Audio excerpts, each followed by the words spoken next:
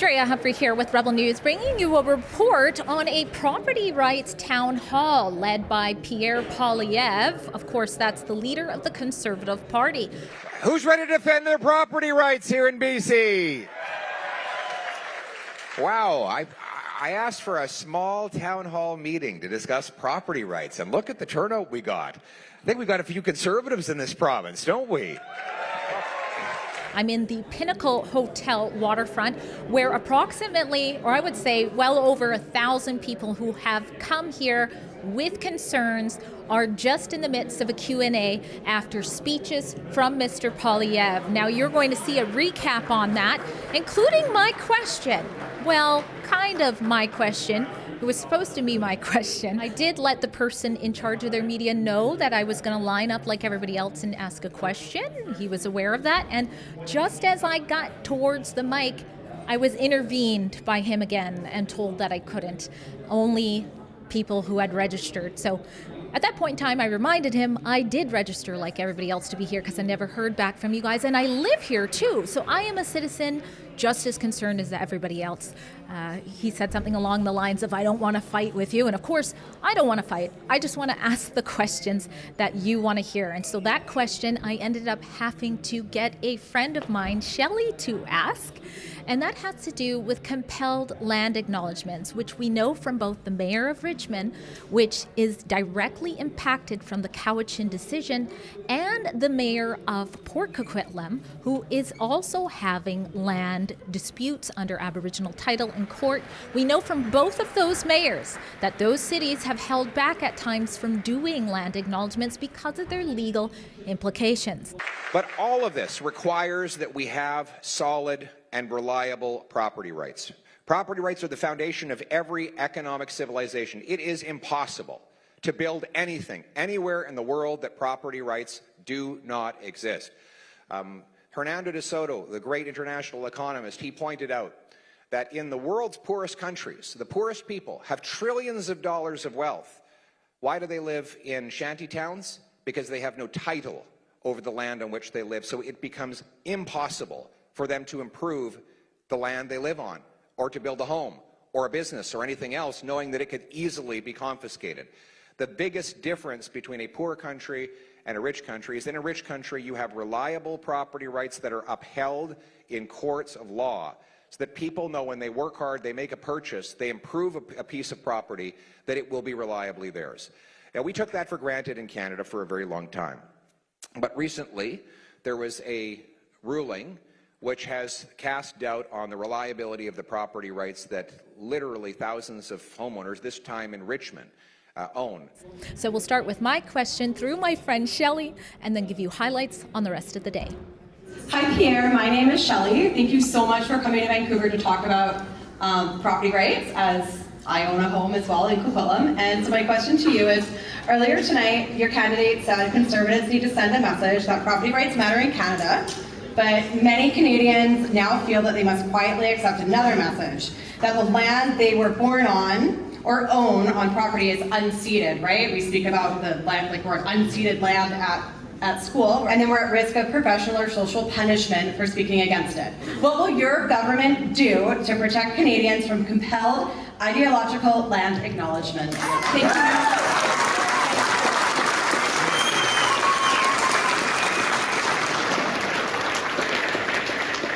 100% against any form of compelled speech, so you will not face that compulsion.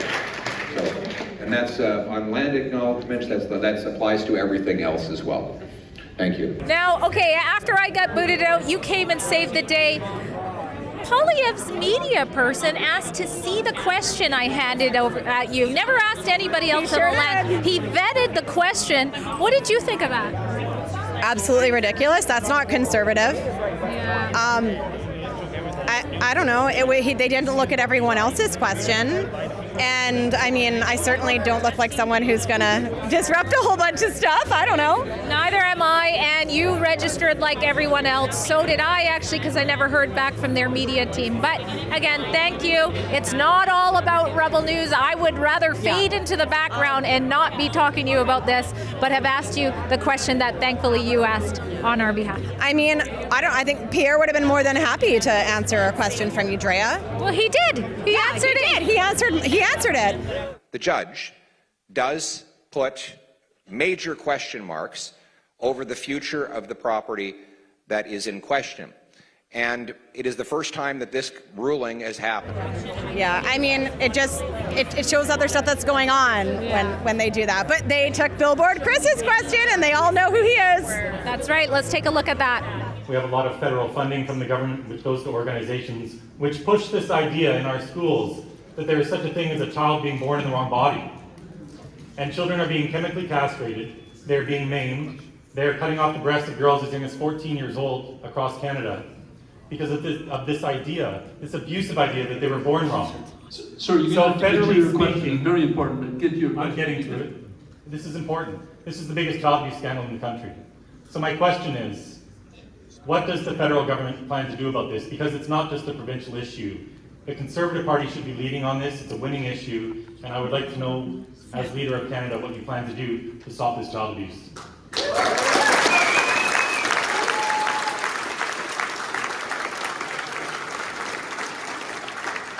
The policy of the Conservative Party, as adopted by our national convention in Quebec City 3 years ago, is that there should be no irreversible sex changes for kids, period. That is our policy.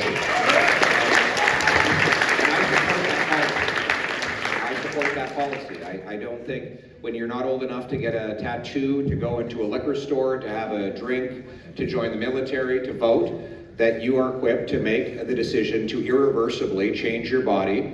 And I think it's wrong, it shouldn't be happening, and it shouldn't be allowed, period. We also think that biological men have no place in female bathrooms.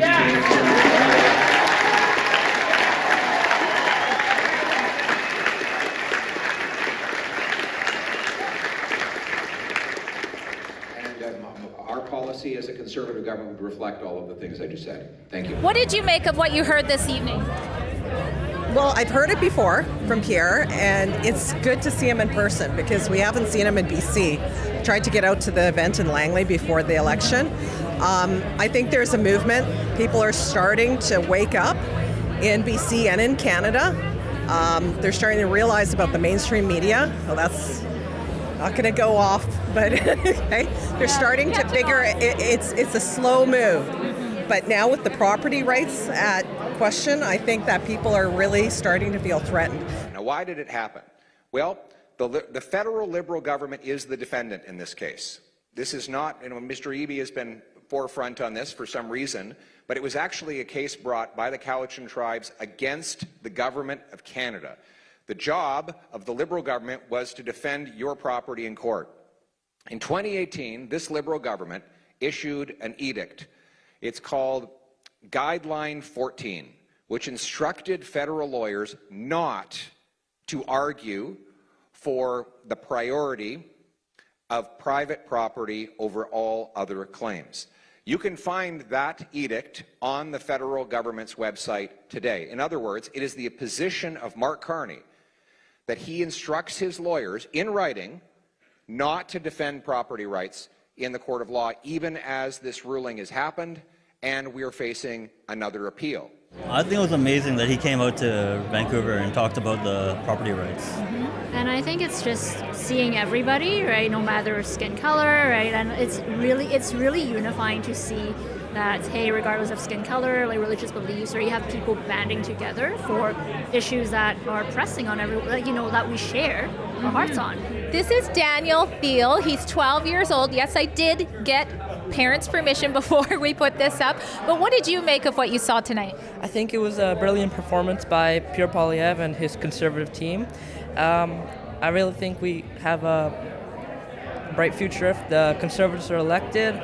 Oh, I thought that Pierre, he always is very good and very engaging with the people, and he answers the questions as honestly and thoroughly as he can. And he was asked a variety of questions, and he's willing to take it openly. So I thought it was good, and he's very gracious with his time. I would have liked to hear more about like how we can heal the divide between Canadians, right? And there's this divide between Canadians and Indigenous people. So there's a lot of, property rights going on and stuff like that. But how do we heal the divide? Because Indigenous people, they were here, right? We are Canadians, we're born here, born and raised. We have immigrants that are here, right? Like, how do we move forward with that? So that's kind of my question that I wish could have been answered. We have learned that both on the provincial level and on the federal level, the lawyers that we pay taxes for to defend our property rights in a dispute like this, they never argued the strongest argument, which was title extinguishment. What does that say to you from both the Liberal government and the NDP provincial government? Can I say the word Marxist? I think that, in BC, I think we have a leader right now that he was originally an activist. To the best of my understanding, the provincial government was not briefed at the political level on this. I can't say whether or not at this stage whether any public service members had line of sight to it. I certainly didn't. I was honored and glad to be attending. I absolutely sat in the front row. I was glad to see the federal government working with the Musqueam people. So we are to believe that the premier of this province just randomly walked into a signing ceremony and had zero idea what was going on. Give me an absolute break, Mr. Speaker. We're not buying that. Neither is British Columbia. I was wondering, where is this couch entitled? Where is this part of our home or not? And what does that mean? Does that mean that we can't get a mortgage, or what happens now? There's just a lot of questions and uncertainty. Yeah, it's the, for example, mortgage renewal, right? Not just for, a lot of people have mortgages in the area, right? So what would what would happen with the banks when the mortgages are up? And also impacting future generations, because we have a son. Because the media has glazed Carney so much, that is what tipped the election. They made Trump the boogeyman, glazed Carney, almost spit-shined him, and it created that psychosis in people again. And I think that's why he lost at the polls. That's why he's not the prime minister currently, when it was his to lose. I was going to ask him, apart from defunding the CBC, what would you do to curb fake news? Ooh. And who determines fake news? I've asked Mr. Carney on the floor of the House of Commons why he doesn't reverse his instructions and tell his lawyers to defend your property, and he refuses to give an answer almost 10 months after that ruling came down, casting all kinds of uncertainty. Now, in Richmond, there are investments that are being canceled. Today, I spoke to a businessman who heard from one of the most well-known electronics retailers that they are halting all their investments in this region until such time as the property rights question is settled. I think he needs to take more assertive of action than what the current government is doing. Because as a resident of Richmond, it's pretty, in my point of view, the current situation is pretty dire. There's no affordable housing. There's mid-30s. Male demographic. Oh, yeah. Yeah. Even families that are together, both working jobs, it's still hard. Yeah, because I work a full-time job, and I gone through my previous jobs that are part-times and gig workers type, and it's barely enough to make a living. Now, something else you should know is there were other journalists in the lineup just like me. I'm the only one who got kicked out. I tried to ask why that is. They said it was nothing personal. They wanted me to identify the other journalists, and of course I'm not going to do that because these questions are important and these answers should get to as many Canadians as possible by all means necessary. If you appreciate my boots on the grounds reports like this and you want to see an end to land acknowledgements, go to our special website called endlandgrabs.com, sign and share our petition, and donate what you can. It's kind of sad because I feel like I'm cultural, right? I have a cultural Italian background, and to see this Canadian culture, the Indigenous people, it doesn't come off as strong and empowering. It's very it's kind of sad.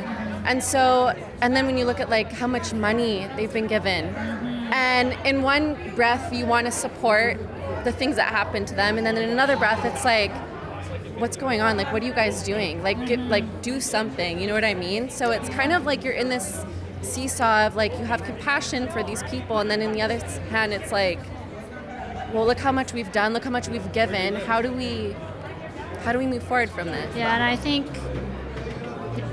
I mean, like, you know, historically, right? I think to say something is unceded, there's certain implications, right? But I think if you look at the big picture, like, I think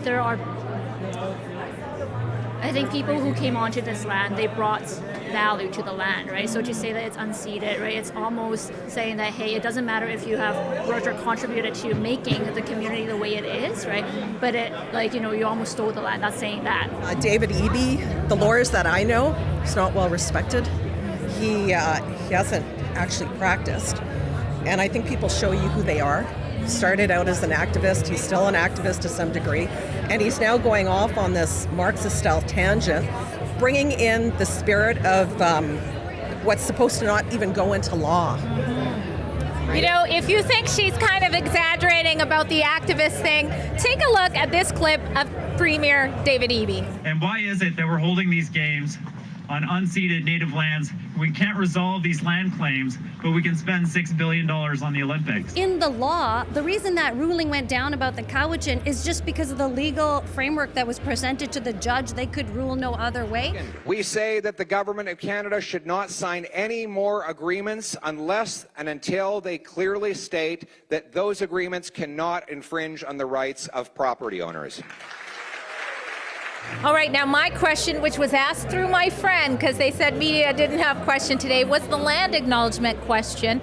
Both your Richmond mayor as well as Port Coquitlam's mayor, which that land is under Aboriginal title claim, have said we've stopped saying those for legal implications. Is that a concern you guys think is valid to ask the federal government what they're going to do about these land acknowledgements that speak on everybody else's behalf? Yeah, I really don't agree with those land acknowledgements, like what was unceded, right? So, and we're just going to give it up and saying, oh, this is not our land because you're making us say this? This is inappropriate. If you believe that this is unceded territory, you know, the British common law indicated that it has to be a sovereign territory for you to get your citizenship. If this land is unceded, then are you jeopardizing all our citizenship then? It goes back to 1608, a case called Calvin case, where a person granted citizenship by born on the land, jus soli, that deemed he shall be allegiance to the king. The king grant the protection of him and his possession. That's where we are. Nobody understands about the law anymore. Now, Daniel isn't just here at the event concerned about property rights. I've seen online that you are actually spearheading a recall campaign against NDP MLA Ma. Tell everybody quickly what riding that is and why it is you want her recalled. Okay, so first up, Bowen Ma is the MLA for North Vancouver Lonsdale. And the reason why we want her recalled is so we can restore common sense. If you head out to the North Shore, do you see the gridlock crisis? Every day, thousands of families are stuck on the bridge in traffic. Usually 160 to 170,000 per day on the Iron Workers Memorial. Second up, she has voted on things like DRIPA. In 2019, she could have stood up and said enough is enough, but she had to follow the crowd. She voted on SOGI 123. Again, she followed party lines. She could have stood up. So you want to see change, and you're definitely not following the crowd. Thank you so much. Yeah, thank you very much. Our Indigenous people are suffering because of the indecision that the courts and the politicians have caused. Our property owners are worried. Our young people are going to find it harder to get jobs. So you're asking for winners. I'm not seeing any winners right now. The losers are pretty much everybody who owns a home and anybody who wants to have a job in the future is a loser right now. So the only way to make us winners is to send the government back to court in the appeal, win the appeal, defend property rights so that we don't have to suffer with this indecision. Thank you. Perfect. Now, when you look at the governments, why do you think the Conservative Party, or do you think the Conservative Party is the right party to address this issue?